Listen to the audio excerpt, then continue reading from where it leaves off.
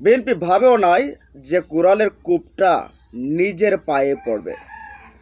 আহমদ সফর একটা কথা আছে যে শুয়োরের বাচ্চা যখন প্রথম দাঁত গজায় তখন বাপের পাশেই কামড় দেয়।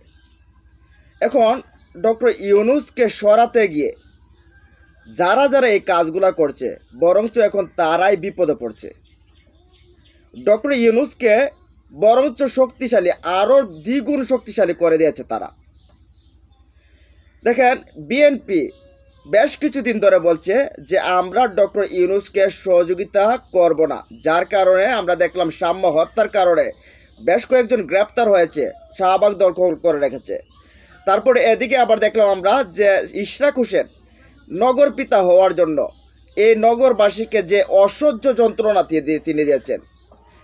তারপর আবার আমরা দেখলাম যে গতকালকে কি বলছে যে ওই যে এই গয়েশ্বরচন্দ্র রায় তিনি বলছেন যে আমরা যদি ইচ্ছা করি তাহলে ডক্টর ইউনূসকে 24 ঘন্টার ভেতরে নামিয়ে ফেলতে পারি। দেখেন তাদের শক্তি, অথচ 16 বছর তারা এই 24 ঘন্টা ছিল না। তারপরে মাহবুবউদ্দিন খোকন, ব্যারিস্টার মাহবুবউদ্দিন খোকন, তাদের হয়তোবা আইনজীবী ফোরামের সভাপতি না হলে সেক্রেটারি, তিনি বলছেন যে যদি ডিসেম্বরের ভেতরে নির্বাচন না দেয় তাহলে সারা দেশের প্রতিটা পাড়া মহল্লা গ্রামের প্রতিটা গ্রামকে আমরা শাহবাগ বানিয়ে ফেলবো, বলতে আন্দোলনের জায়গা বানিয়ে ফেলবো।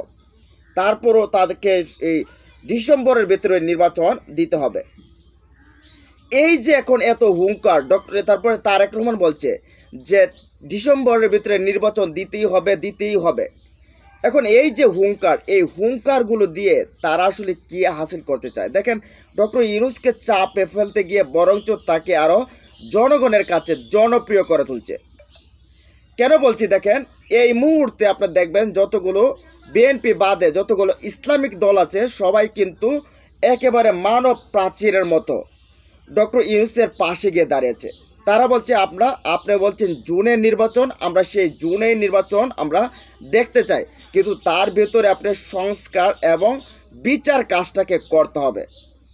ডক্টর ইউনূস যে জিনিসটা চায়, তিনি চাচ্ছেন যে সংস্কার এবং বিচার কাজটা করার জন্য, অথচ বিএনপি বলছে না, আগে নির্বাচনের পরে একটা রাজনৈতিক সরকার, জনগণের সরকার এসে এই বিচার কাজটা করবে। আর জুলাই তো ভাই কেজি দরে বিক্রি হয়ে গেছে আরও অনেক আগেই। এই যে রাজনৈতিক দলগুলো তারা কিন্তু কেজি দরে বিক্রি করে দিয়েছে অনেক আগেই জুলাইকে। এখন তারা যারা এই ক্ষমতার জন্য যারা আকাঙ্ক্ষিত হয়ে আছে, তারা যে এই মনে করে পাগল প্রায় হয়ে আছে, তারা এসে এই জুলাই আন্দোলনের এই জুলাই এর বিচার করবে, এই শহীদদের পরিবারকে দেখবে, আহতদের এই চিকিৎসাটা ঠিকভাবে করবে, এটা জাতি মানে?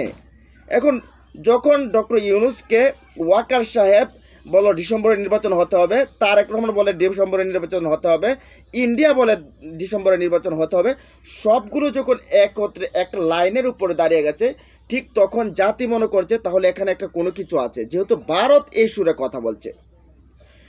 এখন যখন এই কথাগুলো বলছে, পরবর্তীতে দেখলাম আমরা ডক্টর ইউনূসের পদত্যাগের একটা সিদ্ধান্ত আসছিল। তিনি নাকি একটা ভাষণ রেডি করে ফেলছিলেন যে তিনি এই ভাষণ দিবেন জনগণকে সামনে, বলে তিনি বিদায় নেবেন, কারণ এই কাজ করতে পারছেন না, তিনি কাজের মানুষ, এই কাজ করতে পারছেন না, এখানে থাকবেন না। এরপরে আবার পরবর্তীতে উপদেষ্টাদের নিয়ে একটা মিটিং হলো, সেখানে আমরা দেখলাম কি তিনি বলছেন যদি কেউ বা কারা যদি আমাদের কাজে বাধা দেয় তাহলে সবগুলো আমরা জনগণের কাছে ফাঁস করে দিব এবং জনগণকে সিদ্ধান্ত নিব যে রাষ্ট্র কোন দিকে যাবে। বুঝে পড়ছে? ওই যে বলছিলাম না, হয়তোবা অজান্তে নিজের পায়ে নিজে কুড়ালটা মারছে। এখন বিভিন্ন বিশ্লেষণে দেখা যাচ্ছে, বিভিন্ন বিশ্লেষকরা বলছে, বিভিন্ন জরিপে বোঝা যাচ্ছে বিএনপির 5 আগস্টের পর জনপ্রিয়তা একেবারে 50% এসে নেমে গেছে।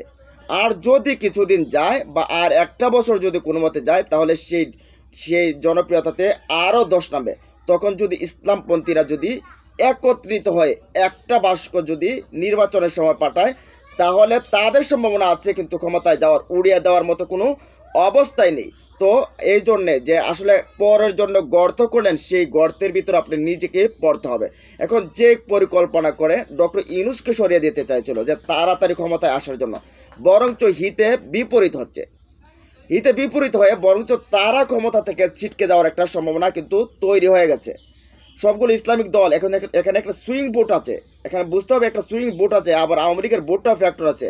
আওয়ামী লীগের ভোটটা কি আপনাকে বিএনপিকে দেবে মনে করেন? আমার তো মনে হয় না। আর দিলেও যা অল্প যেতে পারে, কিন্তু এই সুইং ভোটটা ঘুরিয়ে দিতে পারে রাজনীতি মোড়।